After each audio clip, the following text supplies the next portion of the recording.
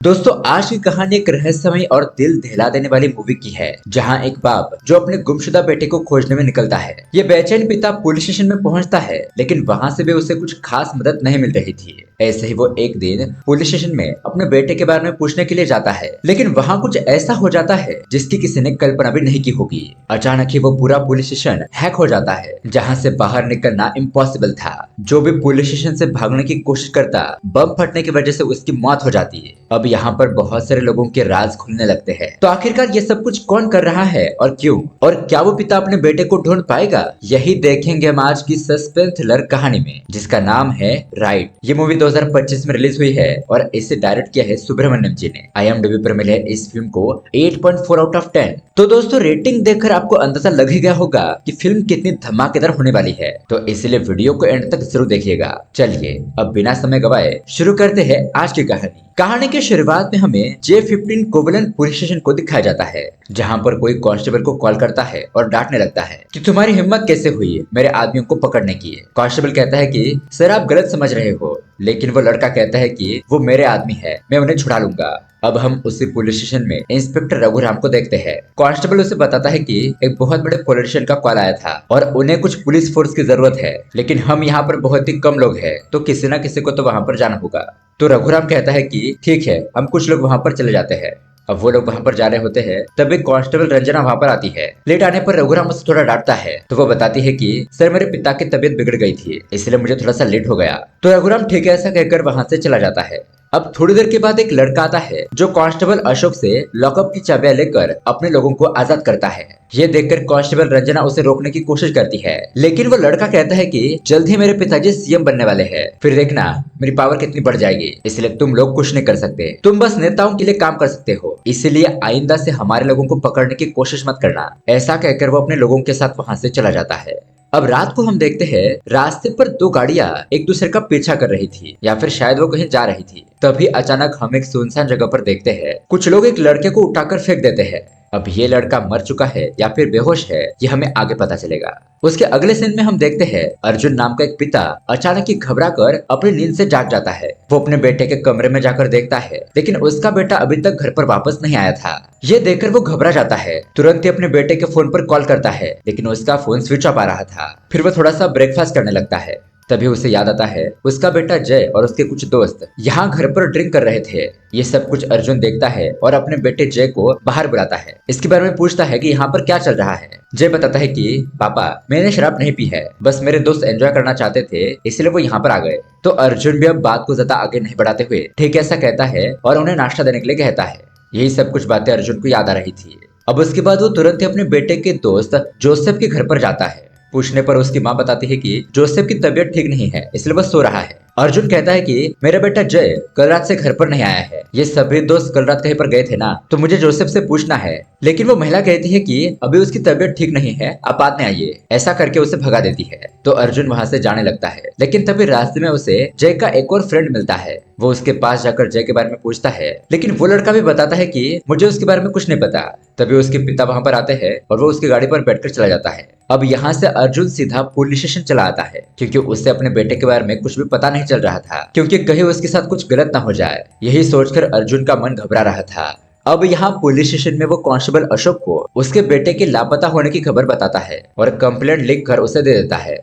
अब complaint paper देखकर अशोक उसे कहता है कि ठीक है हम देख लेंगे, अब तुम जा सकते हो। लेकिन यहाँ पर पुलिस वाले इस केस को लेकर कुछ सीरियस दिखाई नहीं दे रहे थे, इसलिए अर्जुन वहां से सीधा कमिश्नर के ऑफिस चला जाता है। लेकिन वहां पर भी उसे कोई कमिश्नर से मिलने नहीं देता। कमिश्नर सर बहुत ही बिजी है, ऐसा कहकर उसे भगा दिया जाता है।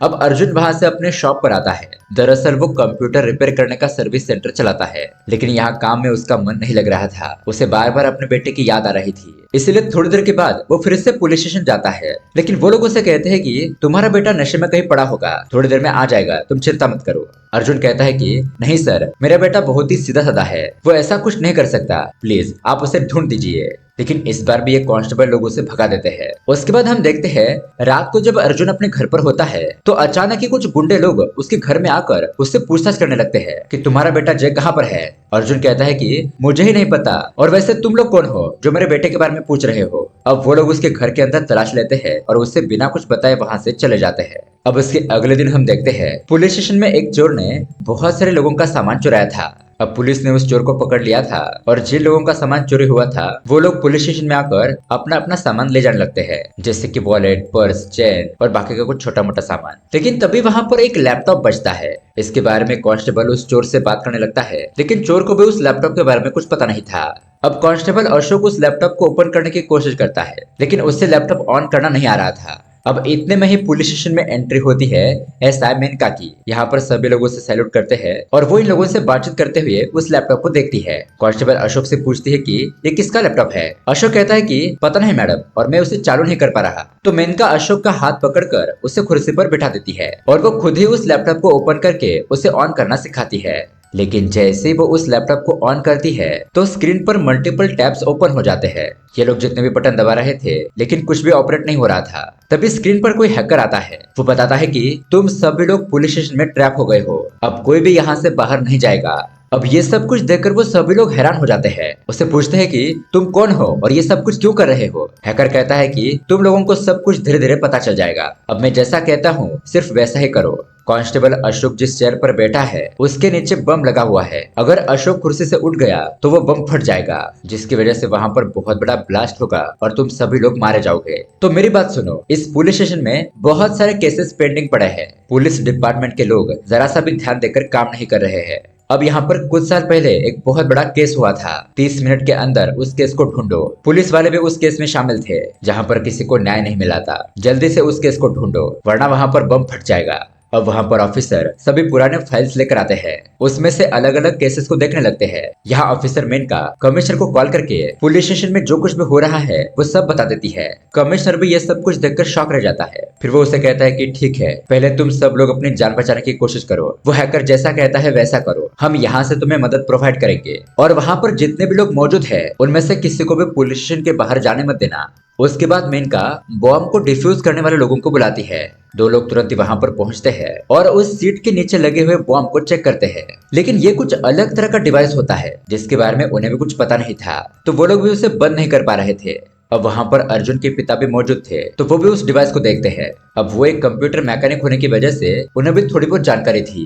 वो कहते हैं कि लगता है ये डिवाइस किसी वाईफाई से कनेक्ट होगा और कोई दूर बैठकर ही इसे ऑपरेट कर सकता है, इसलिए हमें बहुत ही सावधान रहना होगा। और मेरा अंदाजा है कि यहाँ पर और भी कई सारे बम हो सकते हैं। अब इतने में हम देखते हैं जेल में से एक कैदी वहां से भागने की कोशिश करता है। ये देखकर सभी लोग चिल्लाते हैं और उसे रुकने के लिए कहते हैं, लेकिन जैसे वो कैदी दरवाजे के पास जाता है एक ब्लास्ट हो जाता है। धमाके से टकराकर वो अंदर आकर गिरता है। हम देखते हैं कि उसकी बॉडी का कुछ हिस्सा जल चुका है। ये लोग तुरंत ही उसे बचाने के लिए अंदर ले जाते हैं। वो आदमी दर्द के मारे चिल्लाने लगता है, कहता है कि प्लीज मुझे बचा लो, तुरंत ही मुझे हॉस्पिटल ले चलो। लेकिन ये लोग तो यहाँ से बाहर नहीं जा सकते थे, तो मेनका तुरंत ही हॉस्पिटल कॉल करती है और एम्बुलेंस को बुलाती है। दो लोग एम्बुलेंस लेकर आते हैं, लेकिन अंदर जाने के बाद नर्स को पता चलता है कि वो लोग यहाँ से हॉस्पिटल नहीं जा सकते, यहाँ अंदर रहकर ही उन्हें इलाज करना होगा। तो ये लोग एम्बुलेंस को ही पुलिस स्टेशन के अंदर ले जाते हैं और नर्स उस पेशेंट को दवाई लगाकर उसका इलाज करने लगती है। तो यहाँ पर साफ साफ पता चल रहा था, यानी कि बाहर से कोई भी अंदर आ सकता है, लेकिन उस हैकर की परमिशन के बिना पुलिस स्टेशन से बाहर कोई भी नहीं जा सकता।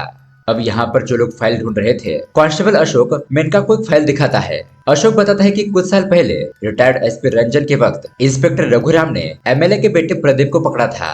प्रदीप ने एक लड़की के साथ आरोपी किया था, लेकिन एमएलए ने पुलिस स्टेशन में आकर किसी दूसरे लड़के को जेल के अंदर डाल दिया और अपने बेटे को आजाद करके ले गया। तो उस वक्त एसपी रंजन ने उसका कोई भी विरोध नहीं किया था, क्योंकि शायद उसने एमएलए से पैसे लिए थे और उस वक्त इंस्पेक्टर रघुराम जूनियर होने की वजह से वो भी कुछ नहीं कर पाया, तो उस लड़के को इंसाफ नहीं मिला था। अब हैकर उन्हें फिर से बताता है कि तुम लोग बच गए, 30 मिनट के अंदर तुमने फाइल ढूंढ ली। अब उस वक्त तो इस केस को लेकर इंसाफ नहीं मिला था, लेकिन इस बार मिलेगा।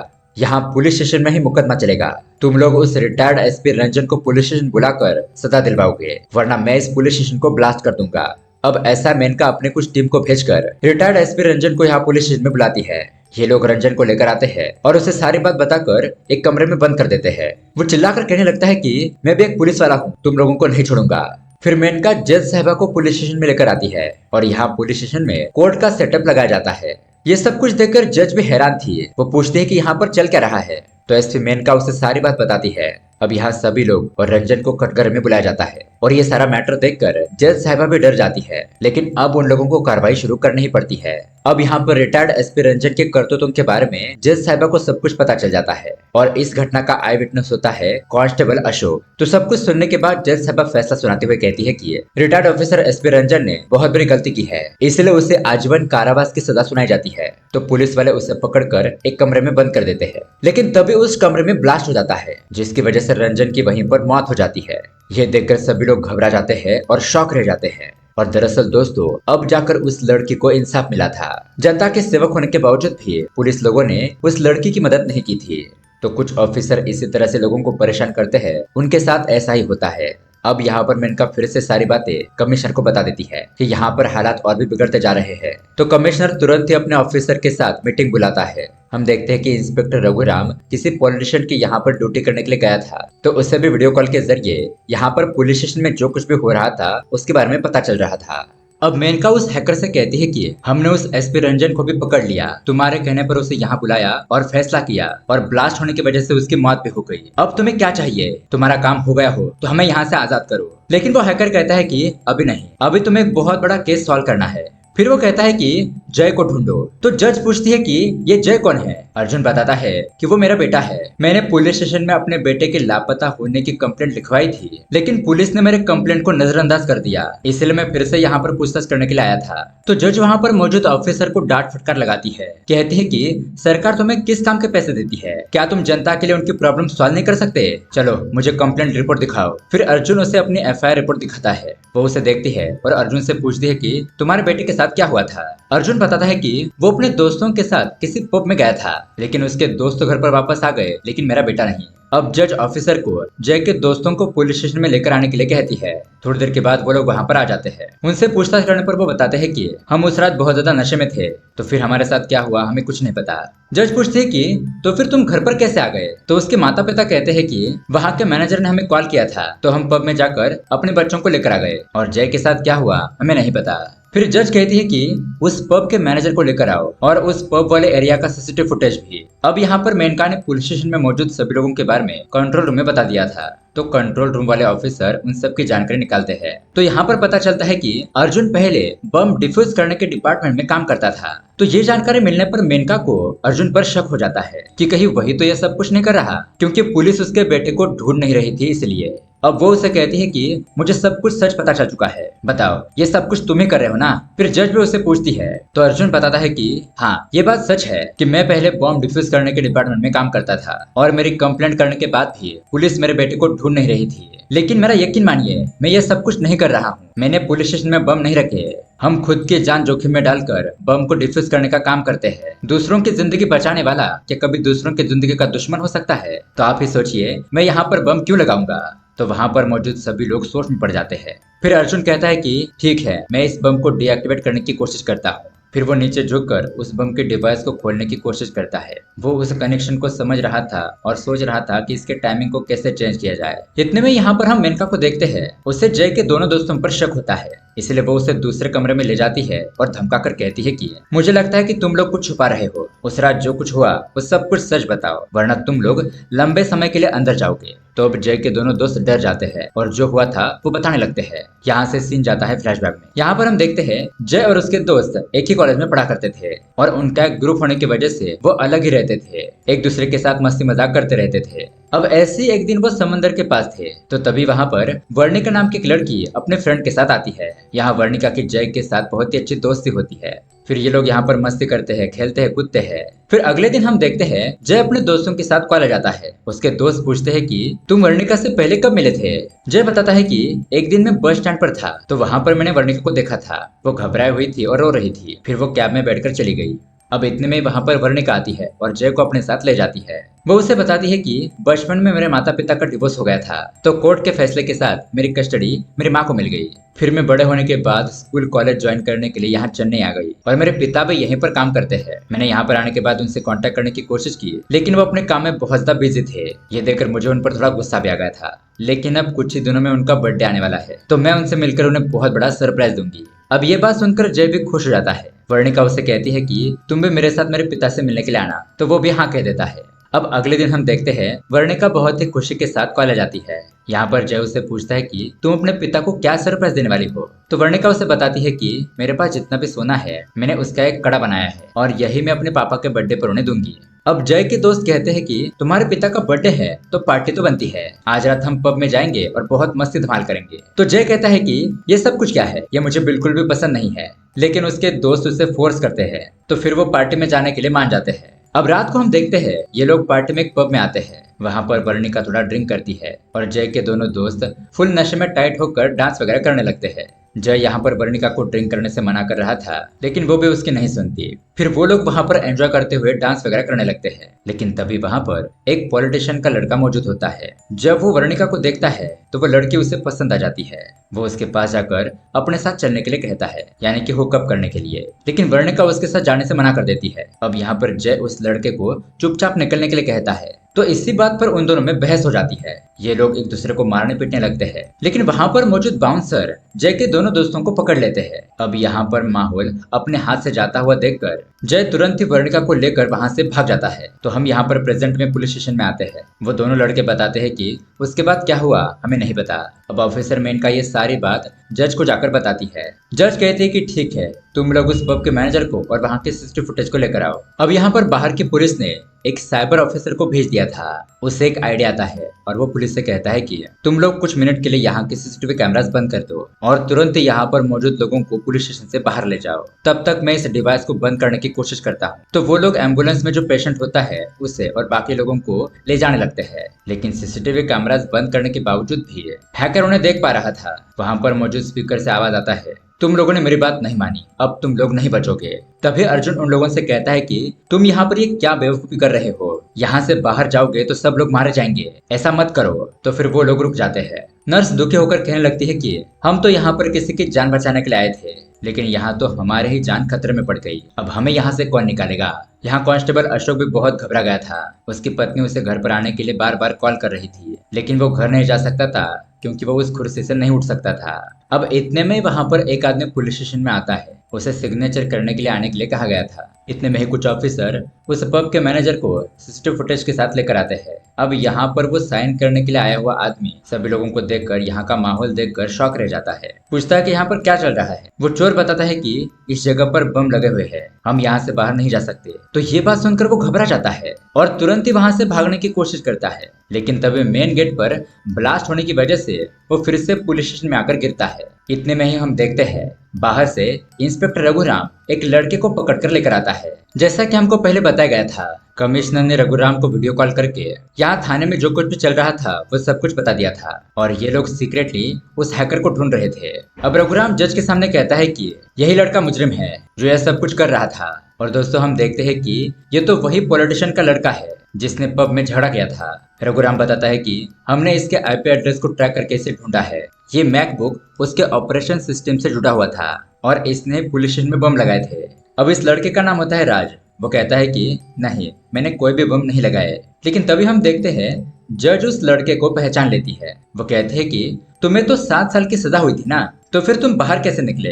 इसके बारे में वो पुलिस ऑफिसर से पूछती है, लेकिन वह दूसरा ऑफिसर चुप ही रहता है। इंस्पेक्टर रघुराम बताता है कि मैडम इस लड़के के साथ डीआईजी मिला हुआ है, इसलिए जेल से छूट गया और अपने बाकी गुंडों को भी छुड़वा लिया। हम इन्हें कितने भी बार पकड़ ले, हमारे डिपार्टमेंट के लोग ही इनके साथ मिल जाने की वजह से ये लोग आसानी से छूट जाते हैं। तो जज कहती है कि नहीं, अब ऐसा नहीं होगा, आज इसका फैसला होकर ही रहेगा। अब मैनेजर ने दिए हुए फुटेज को देखने के बाद पता चलता है कि इस लड़के की कार पुलिस स्टेशन में तो आई थी, लेकिन उसे कौन लेकर आया था ये साफ नहीं दिखाई दे रहा था। ये कार यहाँ पुलिस स्टेशन में 4 बजे आई थी और उस पब का 2 घंटे का सीसीटीवी फुटेज डिलीट कर दिया गया था।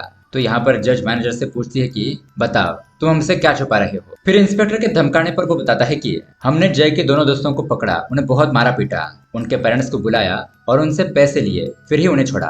अब इतने में ही हम देखते हैं कुछ पुलिस वाले अचानक ही जय को पकड़कर थाने ले आते हैं। अर्जुन अपने बेटे को देखकर हैरान हो जाता है। फिर जय उन्हें बताता है कि उनके साथ क्या हुआ था। दरअसल उस रात ये लोग कार लेकर भाग रहे थे, लेकिन राज और उसके गुंडे लोग उनका पीछा कर रहे थे। अब एक पुलिस नाके पर वर्णिका और जय अपनी गाड़ी को स्टॉप करते हैं और वहां पर पुलिस से मदद मांगते हैं। तो वो पुलिस उन लोगों को एक जगह पर लेकर जाता है, लेकिन दोस्तों तभी वहां पर राज और उसके आदमी आ जाते हैं, क्योंकि यह पुलिस वाला राज के साथ मिला हुआ था। ये देखकर वर्णिका घबरा जाती है और तुरंत ही अपनी वीडियो बनाती है कि मैं मुसीबत में हूँ, मुझे बचा लो, और वो वीडियो अपने पिता को सेंड कर देती है। इतने में यहाँ पर वो लोग उन दोनों को पकड़कर उन्हें बेहोश का इंजेक्शन देते हैं। फिर राज वर्णिका को दूसरे कमरे में ले जाता है और उसके साथ गलत काम करता है। फिर उन दोनों को मारने पीटने के बाद ये लोग उन्हें किसी सुनसान जगह पर लाकर फेंक देते हैं। अब कुछ देर के बाद जय को होश आता है। वो देखता है तो वर्णिका जिंदा नहीं थी। वो तुरंत ही मदद के लिए कॉल करने की कोशिश करता है, लेकिन उस जगह पर नेटवर्क नहीं था। फिर जय भी फिर से बेहोश होकर गिर जाता है। अब यहाँ प्रेजेंट में पुलिस स्टेशन में एक बहुत बड़ा ट्विस्ट रिवील होता है। इंस्पेक्टर रघुराम बताता है कि पुलिस स्टेशन में बम मैंने ही रखे थे। अब ये बात सुनकर सभी लोग शॉक रह जाते हैं। जज उससे पूछती है कि तुमने सब कुछ क्यों किया? तो दरअसल दोस्तों वर्णिका और किसी की नहीं है, बल्कि इंस्पेक्टर रघुराम की ही बेटी थी। उसने ही घबराहट की हालत में वीडियो बनाकर रघुराम को सेंड की थी। तो उसका लोकेशन ट्रैक करते हुए वो उस सुनसान जगह पर पहुंच गया था। वहां पर उसे जय तो मिला, लेकिन तब तक उसकी बेटी वर्णिका मर चुकी थी। यहाँ पर जय पब में जो कुछ भी हुआ वो उसे सब कुछ बता देता है। तो अपनी बेटी की इसे हालत देखकर रघुराम बहुत रोने लगता है। फिर वो उस पॉलिटिशियन के बेटे राज से बदला लेने की ठान लेता है। इसीलिए दोस्तों वो राज को पकड़कर पुलिस स्टेशन में लेकर आया था, लेकिन यहाँ पर मैनेजर ने उस पब का सीसीटीवी फुटेज डिलीट कर दिया था। तो राज के खिलाफ कोई भी सबूत मिल नहीं रहा था। तो वह इंस्पेक्टर और जज से कहता है कि तुम लोग मुझे नहीं पकड़ सकते। ऐसा कहकर वो हंसते हुए जाने लगता है। बाहर उसका पॉलिटिकल पिता उसे लेने के लिए आता है, लेकिन तभी यहाँ पर पुलिस को वर्णिका की कार के पीछे का जो कैमरा होता है उसका फुटेज मिलता है। तो फुटेज में उस सुनसान जगह पर राज ने वर्णिका के गले पर पैर रखकर उसका गला घोटकर मार डाला था और फिर उसे जला दिया। ये सब कुछ देखकर वहां पर सभी लोगों की आंखों में आंसू आ जाते हैं। और अब इन लोगों को सबूत तो मिल गया था, लेकिन यहाँ पर इंस्पेक्टर रघुराम कांस्टेबल अशोक को कुर्सी से उठने के लिए कहता है। और दोस्तों जैसे ही अशोक कुर्सी से उठ जाता है, वो पॉलिटिशियन और उसका बेटा राज कार में बैठकर जा रहे थे, वो कार ही ब्लास्ट हो जाती है। दरअसल दोस्तों उस कार के अंदर रघुराम ने बम फिट किया था। तो दरअसल जब कानून उसे सजा नहीं दे पाया, तो इंस्पेक्टर रघुराम ने अपने तरीके से उसे सजा दी और अपनी बेटी का बदला लिया। तो ये सब कुछ देखने के बाद जज भी कोई कार्रवाई नहीं करती। कहानी के एंडिंग में हम देखते हैं कि रघुराम अपनी बेटी की अस्थियों को समंदर में विसर्जित करता है और रघुराम और उसकी पत्नी फिर से एक हो जाते हैं। यहाँ पर जय भी वर्णिका को बहुत मिस करने लगता है, क्योंकि वो उसे सच्चा प्यार करने लगा था। और हम वहाँ पर वर्णिका की आत्मा को देखते हैं जो इन सब लोगों को देख रही थी। और इसी सैड एंडिंग के साथ ये कहानी यहीं पर एंड हो जाती है। तो दोस्तों ये कहानी आपको कैसी लगी हमें कमेंट करके जरूर बताएं। साथ ही ऐसे ही अमेजिंग मूवी देखने के लिए हमारे चैनल को सब्सक्राइब जरूर कीजिए। मिलते हैं अगली वीडियो में। Thanks for watching.